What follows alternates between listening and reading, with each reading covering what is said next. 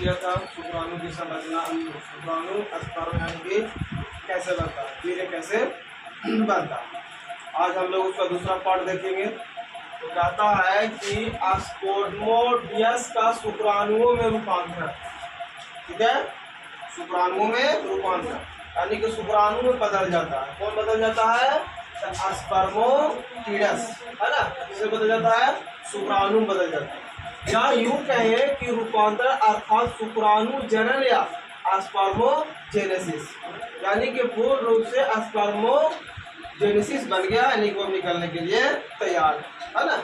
इसी के बारे में हम लोग पढ़ेंगे। सबसे पहले कहता है कि अचल यानी कि नन मेटल गोलाकार शुक्राणु प्रसु या स्पोडियस का रूपांतरण होकर सक्रिय या चल शुक्राणु में बदल जाता है। अचल यानी कि जो काम नहीं कर सकता, जिसमें कोई मतलब शक्ति नहीं है ना, वो सिर्फ एक शुक्राणु के रूप में तैयार हो गया है, लेकिन उसमें किसी प्रकार का कोई भी शक्ति नहीं है, वो किसी भी बच्चे को या किसी चीज को निषेचन नहीं कर सकता, ठीक है। इसमें गोलाकार शुक्राणु प्रस्थ या स्पोमेडेसियस के रूपांतरण होकर, है ना, रूपांतरण उसमें हो जाता है, तब वो चल शुक्राणु हो जाता है, कि अब वो काम करने के लिए तैयार। शुक्राणु क्या किया? सक्रिय हो गया, वो कार्य करने के लिए तैयार। कहता है में बदल जाना शुक्राणु जनन कहलाता। क्या कहलाता है? शुक्राणु जनन कहलाता।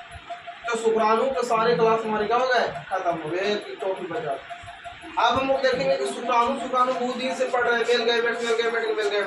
आखिर मेल गैमेट है क्या? उसकी संरचना क्या, किस प्रकार का दिखता है मेल गैमेट किस प्रकार का, शुक्राणु किस प्रकार का दिखता है, ठीक है। तो अभी हम लोग देखेंगे स्ट्रक्चर ऑफ स्पर्म, है ना, शुक्राणु की संरचना। तो शुक्राणुओं की संरचना जो होती है वो 3 पार्ट में बटा हुआ होता है। कितने पार्ट में बटा होता है? 3 पार्ट में बटा हुआ था। पहला होता है हेड, दूसरा होता है नेक होता है, जानवर करता है गर्दन, है ना, इसके बीच का भाग। आई हो गया मिडिल पार्ट, हो गया मिडिल पार्ट, और लास्ट हो गया आपका टिल। इसमें महत्वपूर्ण टिल और एक्रोसोम ये भाग है, ठीक है। ये भी महत्वपूर्ण है, ये इसको ऊर्जा देता है, शक्ति देता है कि आगे कार्य कर सके। लेकिन अगर कुछ नहीं रहेगा तो इसको गति प्रदान नहीं होगा, लेकिन स्पीड में जा नहीं पाए, ठीक है। और अगर ये नहीं रहेगा तो, हेड नहीं रहेगा तो वो दिशा निर्धारित नहीं कर पाए, ठीक है। तो देखिए इसको 3 भाग में है। कहता है प्रत्येक शुक्राणु पतले लंबे होते हैं, जिन्हें केवल सूक्ष्मदर्शी की सहायता से देखा जा सकता है ना। कहता है कि शुक्राणु जो होते हैं वो बहुत ही छोटे होते हैं। कितने होते हैं? बहुत ही छोटे होते हैं, है ना, लंबे होते हैं और पतले होते हैं। आपको हमने बताया था कि लगभग 10 ml, है ना, 10 ml से भी कम शुक्राणु एक बार में क्या होता निकलता है ना, यानी कि वीर्य स्खलन होता है। वीर्य स्खलन एक बार में 10 ml से भी कम होता है। और इसमें लगा मिलियनों की संख्या में क्या रहते हैं? शुक्राणु होते हैं। बात बताए थे, मिलियनों की संख्या में शुक्राणु होते हैं, है ना, एक बार में मिलियंस जाते हैं।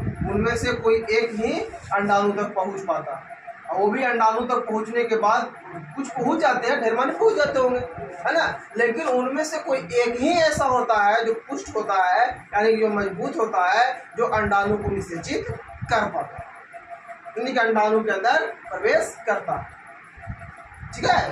तो ये हो गया आपका। तो ये बहुत सारे होते हैं, है ना, तो बहुत छोटे छोटे होते हैं, है ना।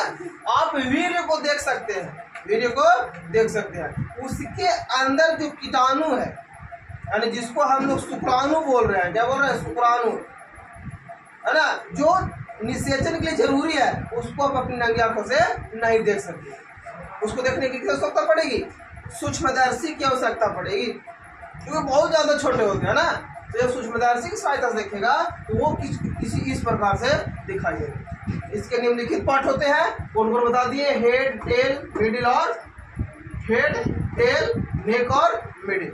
तो सबसे पहले हम देखेंगे हेड में क्या होता है। तो हेड में कुछ खास नहीं होता है बाबू। कहता है कि यह शुक्राणुओं का शीर्ष भाग है। शीर्ष मतलब ऊपर का भाग, माथा, है ना, क्या है? उसका शीर्ष भाग है। ये कौन सा भाग है? इसका शीर्ष भाग, है ना, जिसमें बड़ा तथा आगुणित केंद्रक होता है। इसमें बड़ा और थोड़ा सा आगुणित। आगुणित में समझते, आगुणित द्विगुणित बात होता है। जब 2 प्रकार के मिल जाए तो दुगुणित, और जब 1 प्रकार का कोशिका होता क्या? आगुणित। ये कैसा है? अगुणित है। कैसा है? अगुणित है। जिसके आगे एक टोपी नुमा संरचना होती है, इसके ऊपर एक कौन सी संरचना है? यहाँ एक टोपी नुमा संरचना। कौन सी संरचना है? टोपी नुमा संरचना। इसको हम लोग क्या कहते हैं? एप्रोसोम कहते हैं। इसको क्या कहते हैं? टोपी नुमा संरचना को एप्रोसोम कहते हैं। ठीक है, एप्रोसोम कहा जाता है।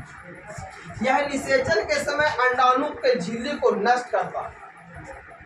ठीक है, अब जैसे हमको कहने का मतलब है कि हमने एक टोपी पहन लिया, तो टोपी क्यों पहनते हैं? कुछ तो काम होगा टोपी पहनने का।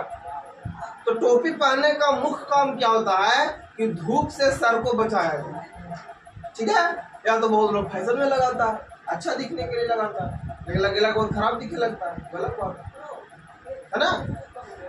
तो उस प्रकार का जो होता है हेड जो इसमें होता है वो क्या करता है? देखिए, तो शुक्राणु जब अंडाणु जब हम लोग पढ़ेंगे तो आपको बताएंगे अंडाणु जब ओवम से निकलता है तो कुछ इस प्रकार की उसकी संरचना होती है, 2-3 पार्ट्स में। ठीक है, इसके ऊपर बहुत सारा ऐसे झालर लगा हुआ रहता है, झालर। ठीक है, ये दिशा भूल जाता है। शुक्राणु जब आता है इसके पास तो भूल जाता है इसको कहाँ जाना है। बहुत लोग जो ऐसे कि बहुत पूछ से सट जाएगा, पूछ का माथा ना पहले लगभग क्या हो जाएगा? मतलब नष्ट हो जाएगा। कुछ लोग रास्ते में ही रह जाएगा। जो पुष्ट रहेगा, जो मजबूत रहेगा, उसका ये कौन एक्रोसोम जो है वो उसका एक्रोसोम जो टोपी नुमा संरचना है वो आकर के इस झालर को फैला देगा और इसको क्या कर देगा? छिद्र कर देगा। इसको छिद्र कर देगा। क्या कर देगा? छिद्र कर देगा। और छिद्र करने के बाद इसके अंदर क्या हो जाएगा? घुस जाएगा। यही कहता है कि टोपी नुमा संरचना जिसे एप्रोसोम कहते हैं, निषेचन के समय अंडाणु के झिल्ली को नष्ट करता है। अंडाणु झिल्ली में होता है ना, अंडाणु ऐसी बाहर नहीं रहता है। अंडाणु निकलता भले अंडा से, लेकिन वैसे नहीं रहता, उसके ऊपर झिल्ली रहता है, परत रहता है। उस परत को कौन नष्ट करता है? एप्रोसोम नष्ट करता है। कौन करता है? एप्रोसोम। अब एप्रोसोम कहाँ होता है? तो शुक्राणु को हेड एरिया में है ना, केंद्रक के ऊपर टोपी नुमा संरचना, याद रहेगा। शुक्राणु के हेड में केंद्रक के ऊपर टोपी नुमा संरचना होता है, इसको क्या कहते हैं? एप्रोसोम कहते हैं। और एप्रोसोम का काम क्या है? निषेचन के समय अंडाणु के झिल्ली को क्या करना? नष्ट करना। ठीक है, करता। आगे देखिए, अगला आगे नेक। ठीक है, यह भाग, यह छोटा भाग है। यह नेक जो है छोटा भाग है। ऐसा भाग है छोटा भाग। नेक कैसा भाग है? छोटा भाग। इसमें दो प्रकार के, इसमें 2 तारकाएं होते हैं। कौन तारकाएं होते हैं? 2 तारकाएं होते हैं। कौन कौन? पहला हो गया अग्र तारकाएं है ना, दूर अस्त केंद्र तारकाएं, और पहला हो गया समीपस्थ तारकाएं है ना। 2 होता है कौन कौन? समीपस्थ तारकाएं, और दूसरा होता है दूरस्थ तारकाएं है ना, तारकाएं। अगला आगे फिर कौन देखेंगे? मिडिल पॉइंट देखेंगे। मिडिल पॉइंट में कुछ खास नहीं होता है। मिडिल पॉइंट में क्या होता है कि सिर्फ एक जाल होता है। किस चीज का जाल होता है? तो कहता है इस भाग में शुक्राणुओं के शक्ति ग्रह कहते हैं। इसको क्या कहते हैं? शक्ति ग्रह, ऊर्जा गृह। ऊर्जा गृह मतलब पावर हाउस है ना। जैसे हम लोगों को ऊर्जा कहाँ से मिलता है? माइटोकॉन्ड्रिया से मिलता है। हमारे कोशिका को जब हम लोग खाना खाते हैं तो उसके माध्यम से ऊर्जा उसके पास जाता है, तो माइटोकॉन्ड्रिया ऊर्जा बना कर हम लोग ताकि हमको काम करने के लिए सकते हैं। हम बोल रहे थे किसी कारण माइटोकॉन्ड्रिया का, माइटोकॉन्ड्रिया शक्ति दे रहा है बोलने की है ना, ऊर्जा बना रहे हैं। भोजन हम लोग किया ना, उसको ऊर्जा बना रहा है। कौन बना रहा है? माइटोकॉन्ड्रिया है ना। तो माइटोकॉन्ड्रिया इसमें होता है, इसको हम लोग क्या कहते हैं? इसका ऊर्जा गृह, शक्ति ग्रह कहते हैं। इसमें सूक्ष्म नलिकाएं होते हैं। क्या होते हैं? सूक्ष्म छोटे छोटे नलिकाएं होते हैं। ठीक है, सूक्ष्म नलिकाएं होते हैं। इसमें सूक्ष्म नलिकाएं जिसमें माइटोकॉन्ड्रिया पाया जाता है। इसमें क्या पाया जाता है? माइटोकॉन्ड्रिया। कौन सा भाग में? मिडिल भाग में क्या पाया जाता है? माइटोकॉन्ड्रिया। अब माइटोकॉन्ड्रिया कहाँ पाया जाता है? छोटे छोटे नलिकाओं में। इसके अंदर छोटे छोटे नलिका होती है, उसमें कौन पाया जाता है? माइटोकॉन्ड्रिया। माइटोकॉन्ड्रिया क्या करता है? ऊर्जा बनाने का काम करता है। पाए जाते हैं जो शुक्राणुओं को गति प्रदान करते हैं। क्या प्रदान करते हैं? गति प्रदान। यही माइटोकॉन्ड्रिया खाना कम बनाना, ऊर्जा कम बनाना, अक्रियाशील हो जाए तो बाल बच्चे नहीं होते हैं। बहुत लोग देखते होंगे गाँव देहात में बाल बच्चे की शिकायत बहुत ज्यादा है ना। माइटोकॉन्ड्रिया। अगला हो गया टिल।